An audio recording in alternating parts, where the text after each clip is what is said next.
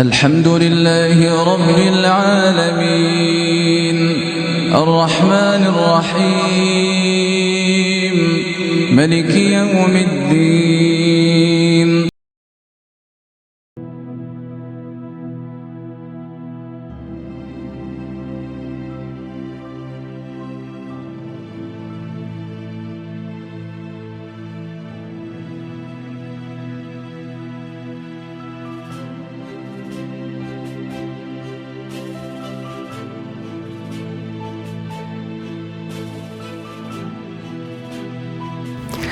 Assalamualaikum warahmatullahi wabarakatuh, sahabat dakwah harian TV yang dirahmati Allah Subhanahu wa Ta'ala.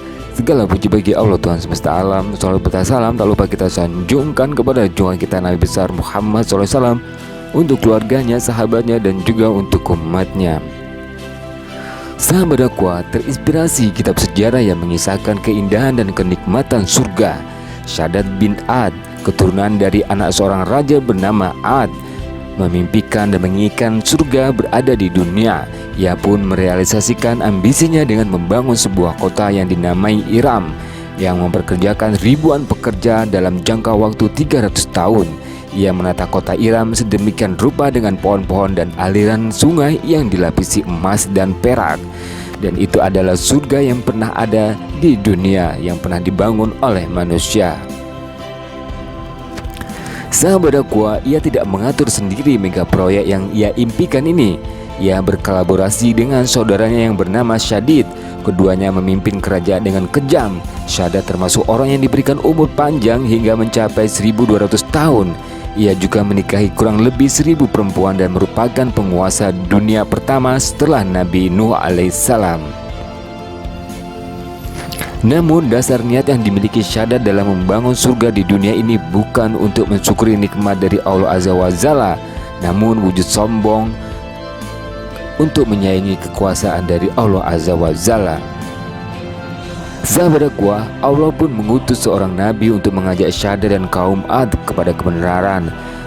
Nabi yang diutus oleh Allah Azza wa Jalla adalah Nabi Hud alaihissalam. Namun bukannya Shaddad dan anak buahnya mengikuti ajakan Nabi Nuh alaihissalam, mereka malah mengabaikan dan melecehkannya. Bahkan mereka menentang Nabi Nuh alaihissalam untuk menurunkan azab dari Allah sebagai bukti kebenaran ajakannya. Kesombongan inilah yang menyebabkan Allah tak segan-segan menimpakan azab kepada kaum Ad dengan kemarau yang berkepanjangan selama 3 tahun lamanya. Mereka pun kehilangan lahan pertanian dan perkebunan serta surga dunia yang selama ini mereka bangun dan bangga-banggakan hangus luluh lantah. Sahabat dakwah, azab ini pun tak membuat mereka jera dengan tetap tidak mengikuti ajakan Nabi Hud alaihissalam untuk beriman kepada Allah Azza wa Jalla. Allah pun kembali menurunkan azab berupa angin semun yang memporak-porandakan wilayah mereka sampai gunung-gunung pun ikut hancur. Berhembus kencang selama 8 hari 7 malam, angin ini membuat sebagian kaum Ud takut dan tewas.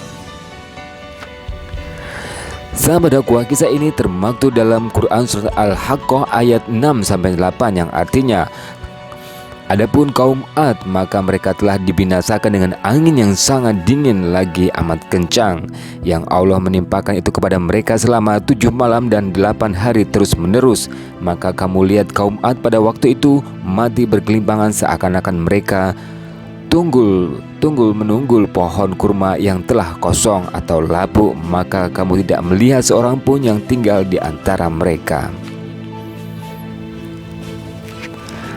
Sahabat dakwah, itulah gambaran nasib pemimpin dan kaum sombong yang terlena dengan kemewahan dunia dan kekayaan yang mereka miliki. Mereka berani melupakan Allah Azza wa Jalla, mengingkari Nabi yang diutus kepada mereka, dan ingin mengalahkan kekuasaan Allah Azza wa Jalla yang tanpa batas. Sahabat dakwah, perlu kita sadari bahwa semua orang pasti mengharapkan kesuksesan dan kebahagiaan hidup di dunia. Namun semua itu tidak bisa diukur dari banyaknya harta dan pengikut yang dimiliki. Banyak orang yang berambisi mengumpulkan harta sebanyak mungkin untuk meraih kebahagiaan. Namun sebenarnya harta justru bisa menjauhkan seseorang untuk meraih kebahagiaan karena dapat membutakan hati nurani, bahkan bisa membuat jauh dari Sang Pencipta. Sahabat dakwah, kita harus mengingat bahwa kehidupan di dunia pasti akan mengalami pasang surut. Kadang bahagia, kadang sedih, terkadang merasa dekat dengan Allah, kadang merasa jauh dari Allah Azza wa Jalla. Ketika kita berada di bawah, maka janganlah putus asa, dan ketika berada di posisi di atas, maka janganlah kecongkaan dan kesombongan menutupi hati kita. Sahabat dakwah, kehidupan di seluruh zaman dan masa lalu mengalami perubahan, karena memang setiap masa ada orangnya dan setiap orang ada masanya. Kita sendirilah yang mampu dan mengetahui apa yang terbaik yang kita lakukan. Harus ada paksaan kepada diri sendiri untuk senantiasa mendekatkan diri kepada Allah Azza wa Jalla jika kita merasa jauh. Harus ada komitmen untuk menyadari bahwa manusia adalah makhluk kecil tak berdaya di hadapan Allah Azza wa Jalla. Kepada Allah lah semua pergerakan kehidupan ini berasal, dan kepadanya pula semua kita akan kembali.